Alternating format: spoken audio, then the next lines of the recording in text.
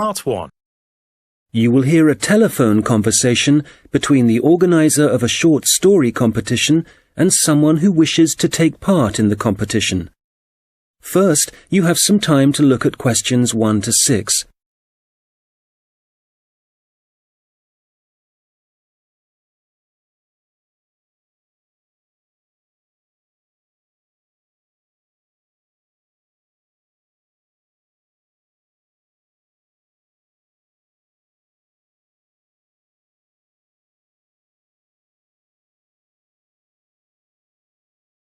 Good morning, Dave speaking.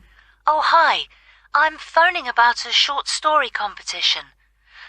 I saw an advert in a magazine and I was just calling to get some details. Yes, certainly. I'm the competition organizer, so I should be able to help.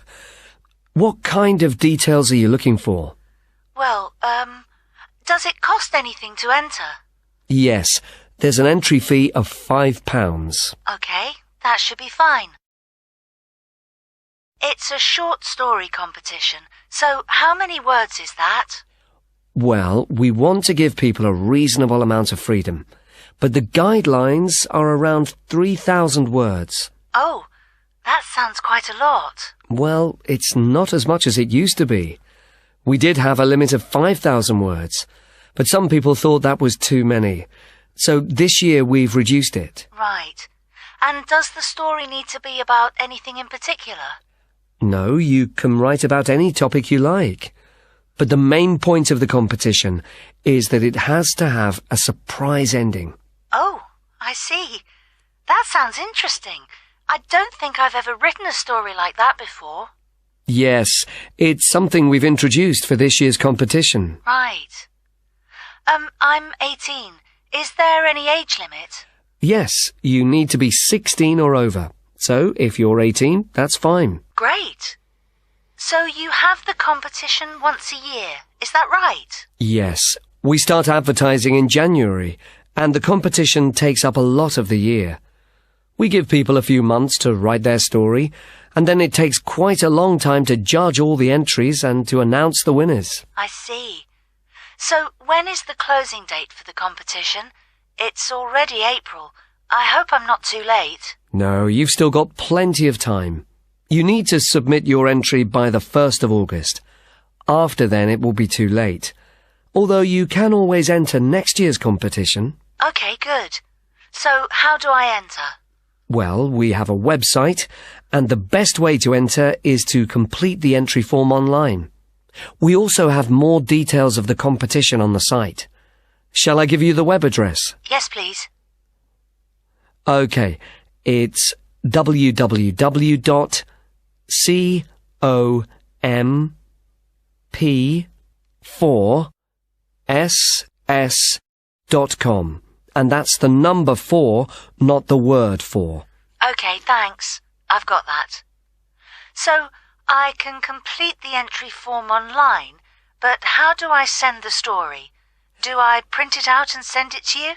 Well, you may want to print the story out so you can review it, but don't post it to us. When you've finished your story, you will need to email it to us. The email address is on the website I gave you. Okay, that's fine.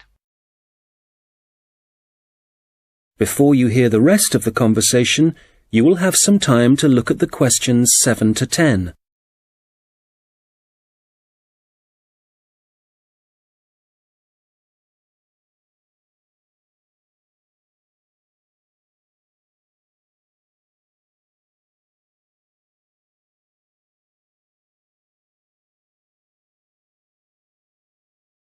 Now listen and answer questions 7 to 10. Can you tell me a bit about how the competition is judged and what the prizes are? Yes, of course. Well, once we have all the entries, I send them to all the judges. Our competition is quite popular, so we are lucky to be able to use famous authors who are very interested in the competition. That's fantastic! It's great to know that someone famous will be reading my story. Yes, that's right. It takes them quite a while to read through the entries, But eventually they decide on the top 5 stories. I see. And what happens then? Well, they will be published online so everyone can read them. They will not be in any order at this point. They will just be the 5 stories that the judges think are the best. And do all the top 5 stories get prizes? No, it's just the top story and the runner-up. So how is the top story decided? Well, once the top 5 stories are available, it will be the public who will vote for their favourite story. Right, I see. So I need to get all my friends to vote for me then? Yes, that's a good idea. And what is the prize? Well, the runner-up gets a prize of £300. But the winner gets a trip to Spain to attend a workshop for writers. Wow, that's brilliant! I'd better get writing straight away. Yes. Good luck. Thanks. That is the end of part 1. You will now have half a minute to check your answers.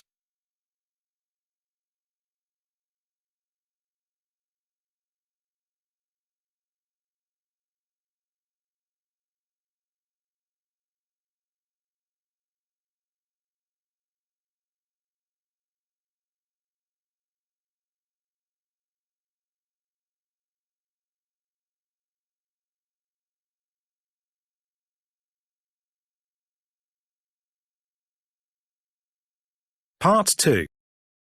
You will hear a guide talking about a sea life centre. First, you have some time to look at questions 11 to 17.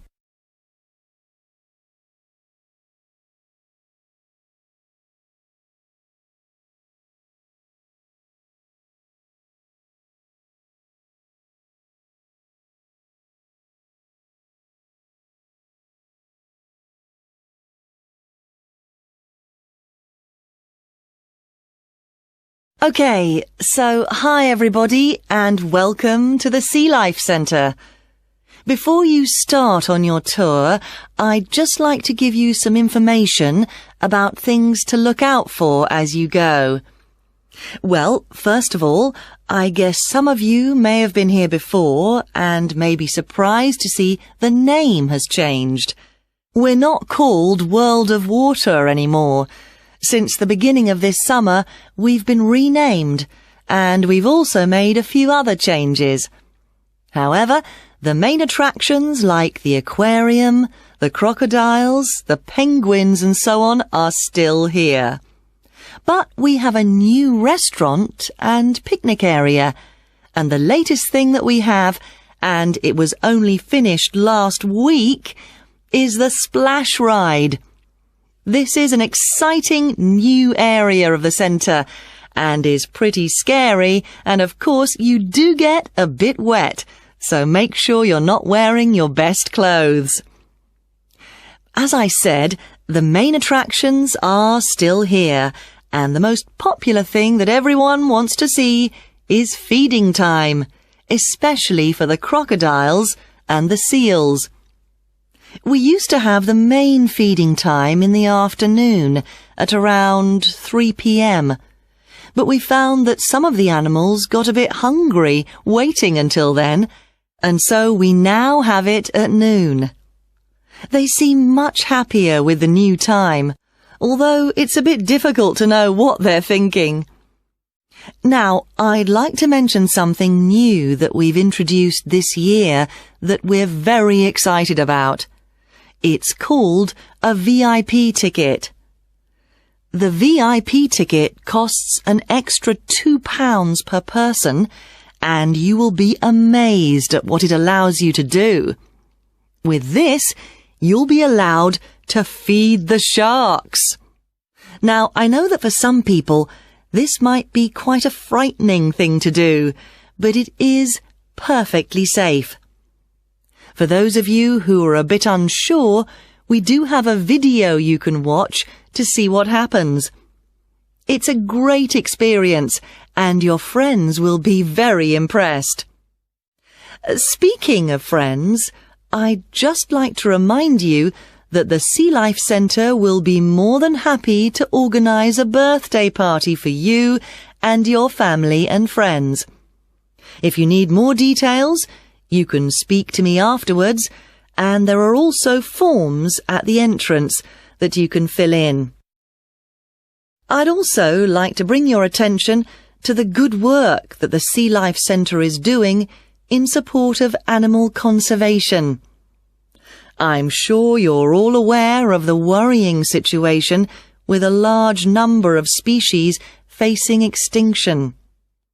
Here at the Sea Life Centre, we're taking action by asking as many people as possible to sign a petition. Once we have over 5,000 signatures, we are planning to send it to the government in the hope that more people will begin to take it seriously. Right. Well, there's obviously a lot going on at the centre and a lot of things to discover. At all the attractions, there is helpful information, so please read as much as you can, and if you want to see what you've remembered, please do the quiz after your visit. There are no prizes, of course, but I'm sure you'll be surprised by how much you've learnt. Before you hear the rest of the conversation, you will have some time to look at the questions 18 to 20.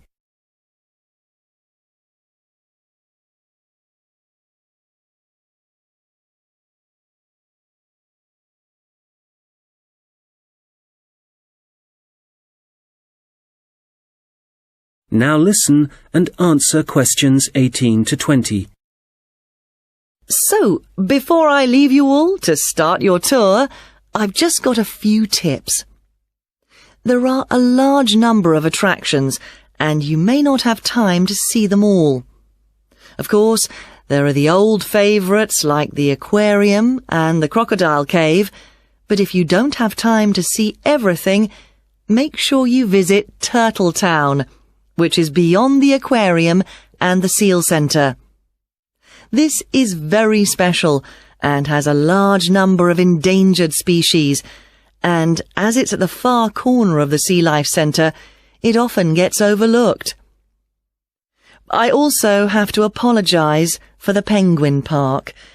This has needed some urgent work to be done, and so will not be open for the next week. We're very sorry about this, but I'm sure you'll find the Seal Centre, which is directly opposite it, will keep you entertained just as much, if not more. We're also very busy today, as you may have noticed on your way in. Everyone starts here at the aquarium, but as it's so big, there's no waiting to get in. But today, we're expecting a lot of people to want to see the crocodile cave, as a couple of eggs have hatched out. So expect delays there and, if you like, move on to the Seal Centre first and then go back when things are quieter towards the end of the day. So, I'll leave you now, but if you have any questions, I won't be far away, and have a great time at the Sea Life Centre. That is the end of part 2. You now have half a minute to check your answers.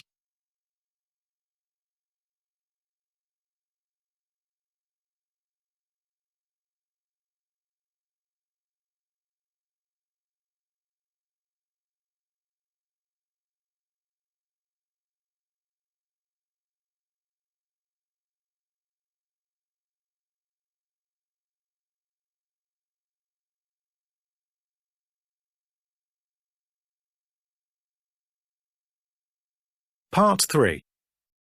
You will hear two students talking about their university studies.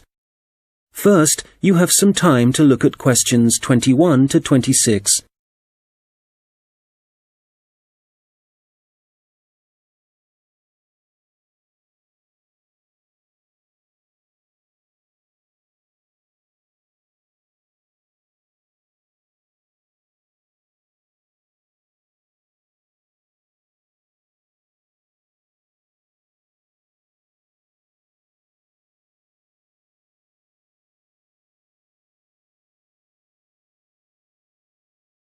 hi, George. How's it going? Hi, Martina. It's going well. How about you? How's university life? Well, it's great. Apart from the studying, of course. Yeah, me too. What are you studying? I seem to remember that you were going to do art. That was your best subject, wasn't it? No, not really. I just liked the teacher. He was French and had an amazing accent. My favourite subject was history, but I couldn't see what career that would give me. Oh, right. So what did you choose? Well, I found it really difficult to decide. I was really good at science, but I must admit, I never really enjoyed studying it. So, in the end, I decided to opt for English, which was my second favourite subject, and I thought it would be more useful to me than studying anything else. So, that's what I'm doing. How are you finding university? Well, it's a bit of a challenge, I suppose. Are you finding it difficult? Well, some of it. I'm doing mechanical engineering, which is really interesting, but it covers quite a lot of areas, like materials science, machine design, physics, and of course mechanics. And they're all fine. But it's maths that I'm struggling with. It's a lot harder than it was at school. I can believe it. It all sounds very difficult to me. But then I never was very good at mechanical things. I suppose it must involve some practical work. Well, not at the moment. Currently, it's nearly all theory, so it's a bit heavy going. I guess you need to start with that so that you can get a grasp of the concepts and learn a few facts before you start putting it into practice. It must be a lot different to the course that I'm taking. Yes, but in a few weeks we'll be having a lot more practical experience. In fact, I've got a great assignment this term working on jet engines, which means I'll be going on a few field trips to a nearby airport. Oh, that's great. It sounds like you're going to be very busy. Yes, I'm not sure how I'm going to cope with the work. We have a lot of lectures, and that's fine. The lecturers are very knowledgeable, and I learn a lot from them. But we also have a lot of seminars, and I find with so many people expressing their views, it can get quite frustrating. It would be better if we didn't have so many of those. Yes, it's the same for me.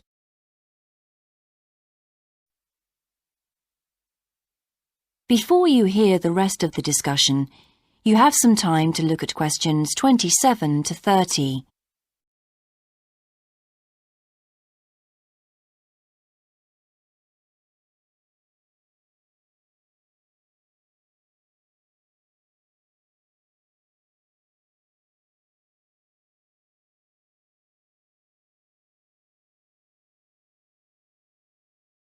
Now listen and answer questions 27 to 30.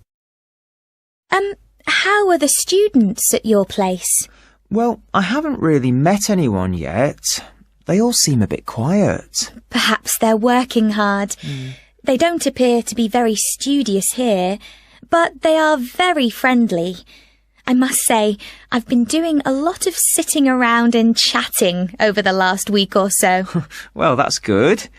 The only person I've spoken to really is my tutor. He's very approachable and seems to understand how difficult it can be starting university. It's good to have someone you can talk to, and he may help you meet other students. Actually, that doesn't bother me. I'm bound to get to know some people sooner or later. It's more a question of finding out what I need to do, where to go, and so on. I hope he can help me with that. Oh, I would have thought so. Well, we certainly have a lot of work ahead of us. It seems like a long time, doesn't it? Studying for 3 years. Yes, it does. But I'm sure it'll go quickly. You know, I'm really dreading the first assessment. Yes. For the course I'm doing, we have to hand our first one in at the end of next month. Really? So, have you got the topic yet? No, but we'll get it soon. I'm not sure how much we have to write yet.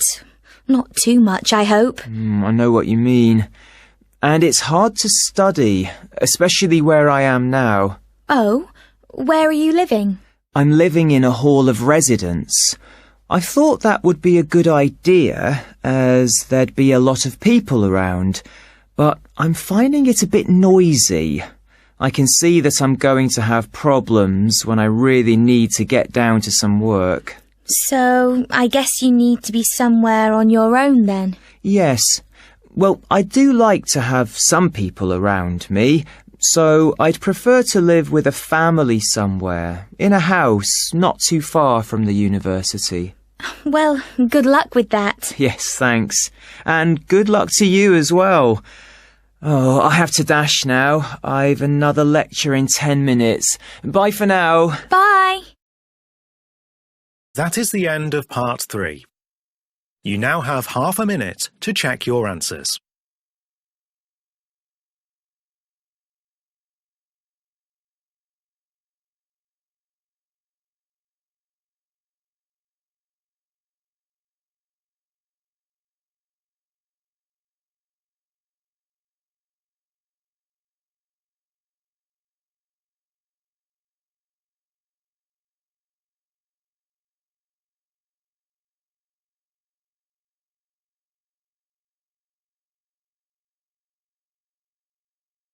Part 4. You will hear someone talking about creating a presentation. First, you have some time to look at questions 31 to 40.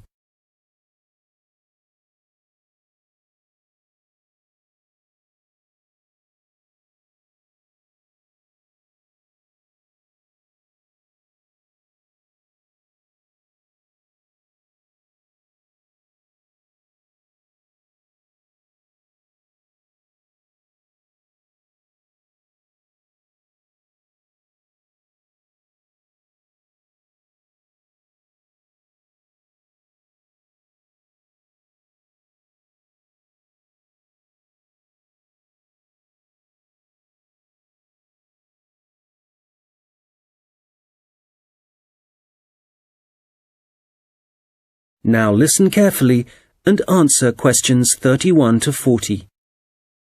Hello, everyone. You've all been given an assignment for your sociology course, which will involve giving a presentation to the rest of the group.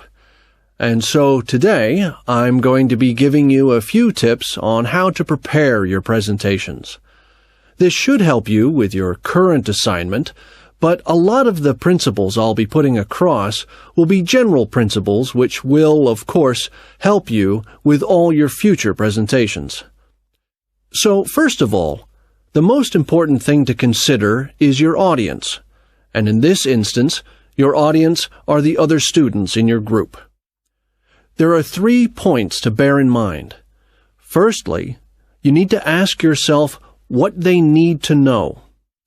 Secondly, it's useful to consider whether they'll be supportive or not. And thirdly, will it be a small group, say 3 or 4, a moderate gathering of 20 or so people, as for your current assignment, or will there be hundreds of people?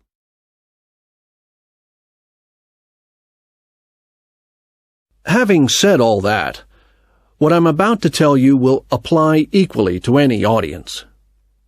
So, how do you structure your presentation?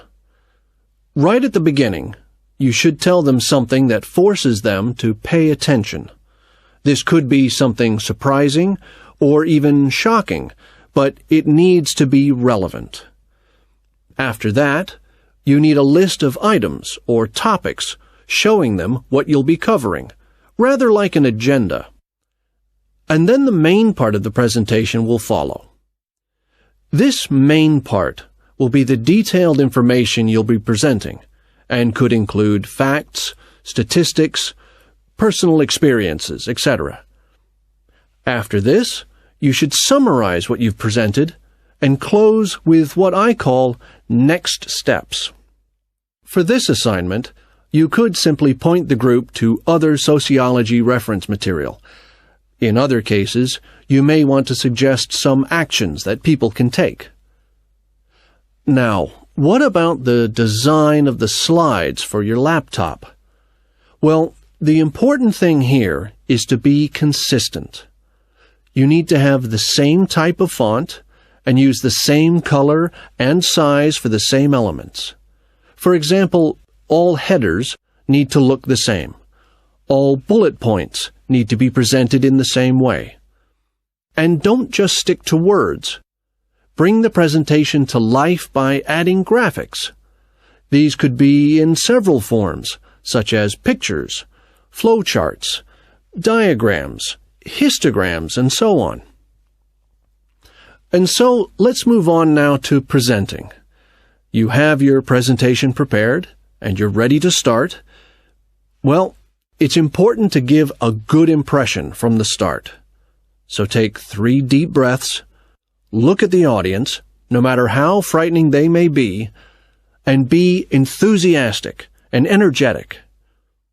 As you go through the presentation, remember to provide some variety in the way you speak. So, for example, you can talk fairly rapidly for information that may be familiar, but then slow down for more unfamiliar sections. And change your tone as you speak. Don't keep it at the same level all the way through. As I mentioned, look at your audience. A good tip is to pick people out and look at them for around 5 seconds. Not looking at the audience gives the impression that you're either not interested in them or terrified of them. Looking too long at one particular person may make them feel rather uncomfortable. There may be points in your presentation that you want your audience to really absorb, and in order to make important points stand out, you may consider adding silence right after these. It will give people time to reflect on what you've just said. Also, you may be presenting complicated ideas or technical details, but try to keep everything as simple as possible. Use simple words and as few as possible. And be clear. If you say something like, "This appears to be," it implies uncertainty. So using weak verbs such as appears, seems, could be, etc., needs to be avoided. I'll just finish off with a few thoughts on questions and interruptions from the audience. You may choose to invite questions from the audience as you go, or ask them to wait until the end. Either way, questions should be encouraged, as it provides you with some feedback on how interested the audience is and how well they're understanding you. When a question is asked, you need to provide an answer that is as accurate as possible. So, initially, my tip is to repeat it. This will ensure you have heard it correctly and will give you a few seconds to gather your thoughts. Interruptions, on the other hand, can be unwelcome, and you may get them for a variety of reasons. It's likely, however, that there's something in your presentation that's unclear or confusing. So my advice is to reduce problems by reading through your presentation beforehand and predicting potential points which could cause interruptions. You may then want to change that part of your presentation, or at least you'll be prepared if someone does interrupt you. Now, do you have any questions? That is the end of part 4. You now have half a minute to check your answers.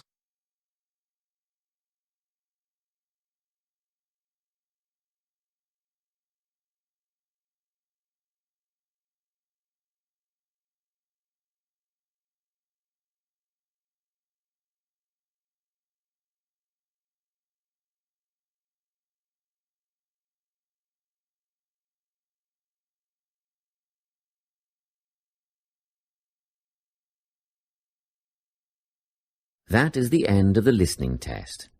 You now have 10 minutes to transfer your answers to the listening answer sheet.